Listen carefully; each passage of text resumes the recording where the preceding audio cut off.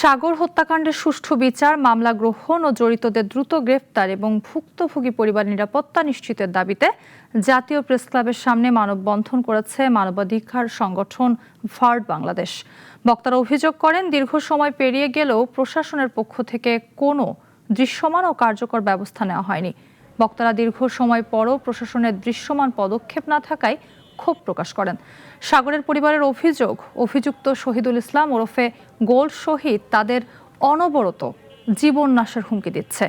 মানববন্ধনে বক্তারা দ্রুত বিচার, মামলা গ্রহণ, জড়িতদের গ্রেপ্তার, পরিবারের নিরাপত্তা নিশ্চিতকরণ এবং হুমকিদাতাদের বিরুদ্ধে আইনগত ব্যবস্থা গ্রহণের দাবি জানিয়েছেন। নির্মমভাবে পিটিয়ে হত্যা করা হলো, কিন্তু তারপরও সাতক্ষীরা জেলার শার্শা থানায় এই মামলাটি নেওয়া হলো না।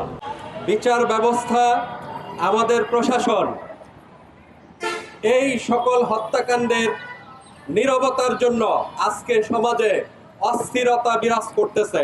সেই যুব দলের একজন নেতা আপনার দলের নাম ভাঙিয়ে এ ধরনের অপকর্ম করে যাবে, খুন করে যাবে, নির্যাতন করে যাবে, বিচার হবে না, মামলা হবে না, এটা আপনার কাছ থেকে আমরা আশা করি না।